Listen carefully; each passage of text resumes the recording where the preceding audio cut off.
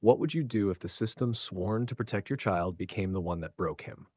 Imagine a 16-year-old boy, honor roll student, respectful, quiet, walking home from school like he's done 100 times before. And imagine that within minutes, a police cruiser pulls up beside him and his life changes forever. Now imagine that boy's father is Special Agent Mike Johnson of the FBI, a man who spent 20 years upholding the law. And when the system wronged his son, he made sure justice answered the door.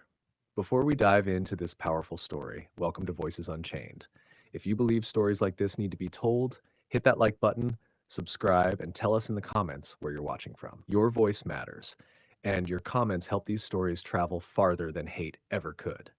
Meet Derek Johnson, 16 years old, top of his class, and the kind of young man every teacher wishes they had more of. He wasn't loud, he wasn't arrogant, he was respectful, focused, and mature beyond his years. He lived by his father's words. Son, doing the right thing isn't about being watched. It's about who you are when no one's looking. His father, Special Agent Mike Johnson, had spent over 2 decades with the FBI, fighting corruption, dismantling trafficking rings, and training officers across the country. Despite his badge, Mike raised Derek to stay humble, to respect authority, but to never let anyone strip away his dignity. That afternoon was supposed to be ordinary. The school bell rang. Derek and his best friend Sam joked about homework and basketball practice. They walked home together, laughing, backpacks bouncing on their shoulders. When they reached Sam's street, Sam turned and waved. See you tomorrow, D. Yeah, man, later. Derek smiled, adjusted his bag, and turned down the next street toward home. He didn't know that just a few minutes later, that same smile would vanish, and his father's lessons would be tested in ways he could never imagine. Officer Jim Barkley wasn't new to the force. 15 years in uniform had hardened him, and not in a good way. He saw the badge not as a promise to protect, but as a license to control.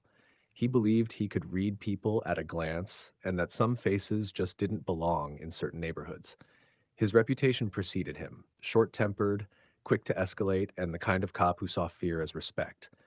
Behind his mirrored sunglasses and permanent smirk, Jim carried one belief: people like Derek didn't deserve to walk freely in his part of town. That day, he was cruising down Maple Ridge Lane, one of those quiet, manicured suburbs with trimmed lawns and silent judgment, when he saw Derek. To Jim, Derek wasn't a kid walking home from school. He was a problem waiting to happen. The police cruiser slowed, tires whispered against the asphalt. Derek heard the rumble behind him. He turned, a polite smile on his face, thinking maybe the officer needed directions. The window rolled down. Jim Barkley leaned out, black shades glinting in the afternoon sun. Hey, I don't recognize you from around here. Oh, I don't live on this street, sir. My house is just over on Walnut Drive. Walnut? Huh? Yeah, I don't believe that. Derek frowned, confused. It's true, sir. I just came from school. Jim's tone sharpened, a sneer curling his lip.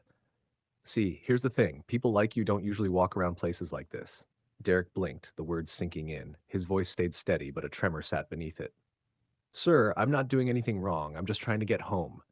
Jim opened his door and stepped out. His boots hit the ground like thunder. Let's see what's in the bag. Sir, it's just school stuff. Books and my phone. I said open it. Now. Derek slowly unzipped the backpack, hands shaking slightly. He pulled open to show notebooks and pens, but before he could say another word, Jim yanked it from his grip, spilling everything across the sidewalk. Books thudded against the pavement. Pens rolled into the gutter. Derek's phone clattered near the curb, recording light blinking red. Jim's voice rose, loud enough for the neighborhood to hear. You're coming with me for questioning. What? Why? I didn't do anything. This area is restricted for people like you. Now get in the car. Quietly but firmly. No, you can't arrest me for walking home. Jim's jaw tightened. In an instant, he drew his taser. You want to play smart? Fine. The crackle filled the air. Derek screamed as the voltage hit. His body convulsed and hit the ground. A woman across the street gasped, clutching her phone. Another man stepped forward but froze when Jim barked, Back off! Police business! One elderly lady whispered, trembling, That boy did nothing wrong. Jim didn't care. He grabbed Derek's arm, forcing him up and shoving him into the back of the cruiser. The door slammed shut with a final metallic thud.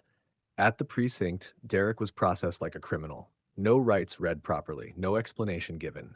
Jim bragged to his colleagues. Kid thought he was too smart, had to teach him a little respect. Laughter echoed through the hall. When Derek asked for a phone call, Jim smirked. Who you gonna call? Your drug dealer? More laughter. Derek lowered his head, tears streaming down his face. Hours passed. No one believed him, until one woman did. Officer Lauren Pierce, new to the department, had been watching quietly. She'd seen the bruises, the tremor in his voice, the fear in his eyes.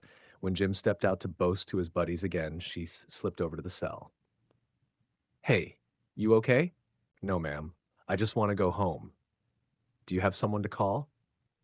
Yes, my dad. Please.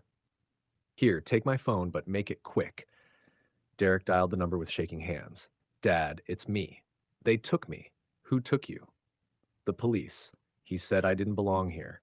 He tased me. There was silence, then a calm, steady voice. Where are you? Maple Ridge Station. Stay calm, son. Don't say another word to anyone. I'm coming. If this story already has your blood boiling, make sure you're subscribed because what happens next is the sound of power shifting hands. 10 minutes later, the quiet hum of the station was shattered by the growl of engines. Three black SUVs rolled up. Doors opened. Men in tactical gear stepped out, jackets emblazoned with FBI in bold yellow letters. At the front stood Special Agent Mike Johnson, tall, calm, and unshakable. He walked through those doors like a storm wrapped in silence. Every officer turned. Whispers erupted. It's the FBI. What's going on? Captain Gavin hurried out of his office, nervous smile plastered on his face. Agent Johnson, what brings you?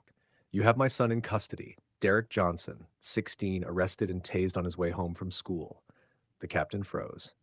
Tased? There must be some mistake. No mistake. You'll show me the body cam footage.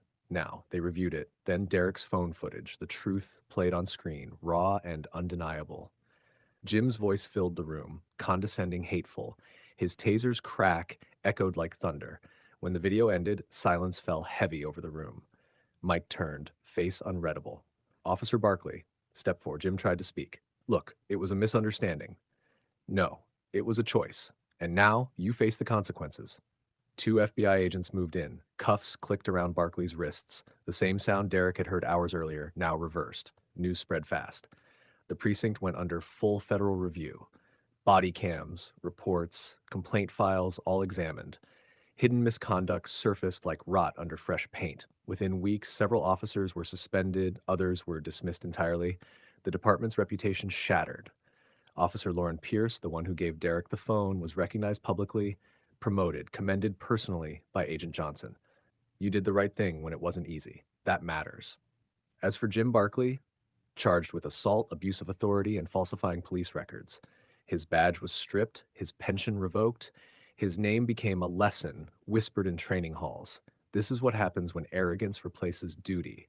Derek recovered at home. For days, he barely spoke, trauma still shadowing his eyes. But his father sat with him every night, hand on his shoulder. You did everything right. You stayed calm. You told the truth. But it didn't matter. It mattered, son, because the truth outlived his lies. Weeks later, Derek walked back to school, head high, bag on his shoulder, same route, same streets. This time, neighbors smiled, some waved, some whispered, "We're sorry," and somewhere behind those quiet apologies, justice had found its way home. Because in a world where arrogance hides behind authority, real strength isn't loud. It's steady, it's righteous, and it always comes back for its own. If this story moved you, share it. Because somewhere out there, another Derek is walking home right now, and the world needs to see him, not suspect him. Drop your city in the comments. Let us know where you're watching from. And remember, this is Voices Unchained, where real stories speak truth to power.